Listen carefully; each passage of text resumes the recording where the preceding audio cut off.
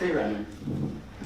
Parkour and free running, you have probably seen videos of people flipping or jumping off of things on the internet, right? Well, they're not the same thing.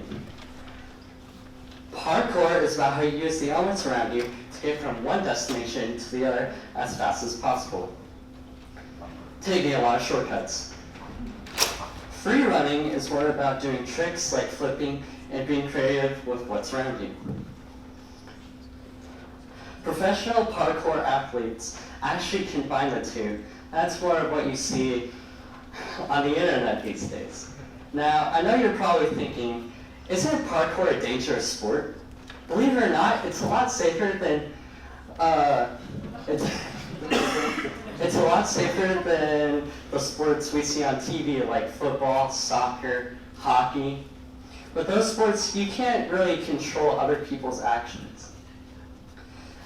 Even if you stood still on a field, you would probably get smacked in the face by a team member or ball.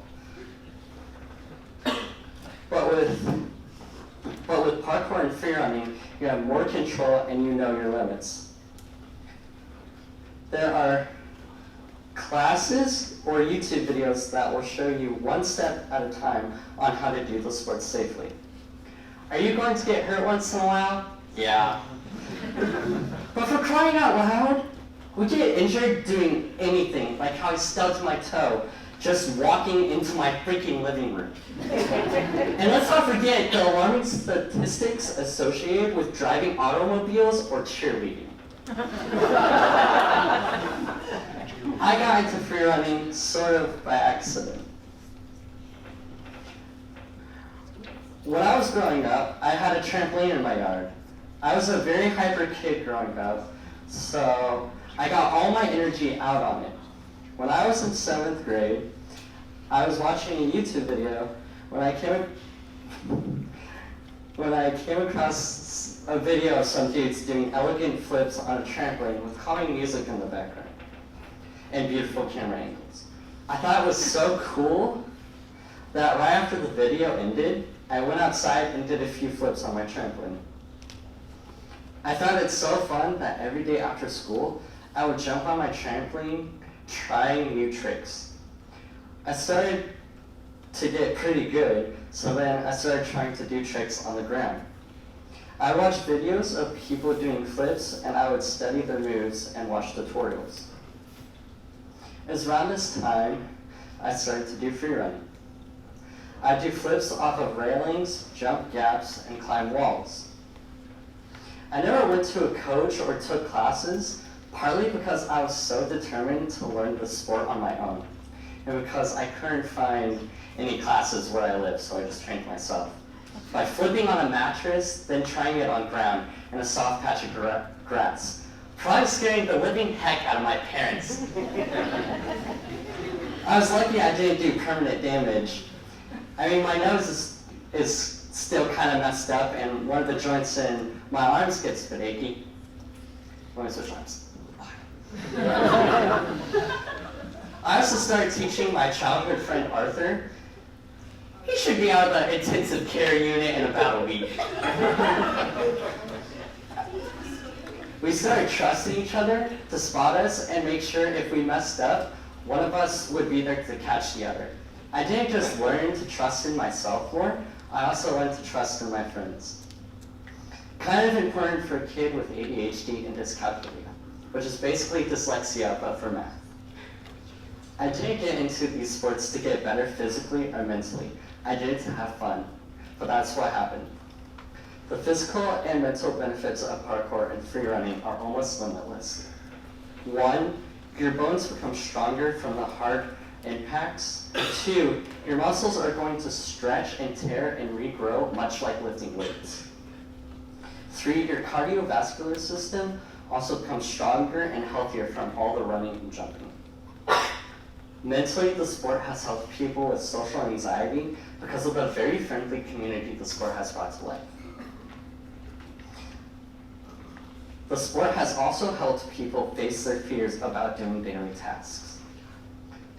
The sport also helps with anxiety, depression, with the effect it has on your neurology system. I'm a witness to this benefit and continue to benefit from it. When I was in 9th grade, I didn't have the best of friends, so I was always getting into trouble by skipping classes, not doing my work, and stealing things from stores, and just outright doing things I shouldn't have been. I was on the verge of down spiraling into a deep depression. When I was upset, I would go outside and train my butt off at home until I was at the point or on the verge of passing out from exhaustion. Working out kept me distracted from the stress at school and home. I would use the stress as fuel to motivate me to train harder. After a while, I started comparing my problems at school to a wall that seemed impossible to climb. I wouldn't know if I could be successful at school or my hobby unless I tried, so I took more risks. If it wasn't for this sport, I don't think I would be the person I am today on this stage. Free running has also made me more creative. I have to think about what objects I want to use and what kind of tricks I can do with them. I have also started being more interested in filming and editing videos of me running around doing flips. And I've actually started thinking about going into film school. This got me thinking about how other hobbies with similar benefits mentally. I'm not saying you should go home and start flipping off the walls and almost break almost break a $100 window and have your mother yell at you. Please don't do that. But what I am saying is, Itzhak Perlman, probably one of the best violinists, had polio. He didn't want people to look down to him. He found a passion for playing the violin to express his feelings.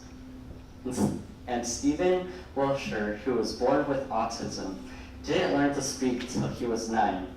He used drawing as an outlet to help him communicate. A few years later, he became an architect.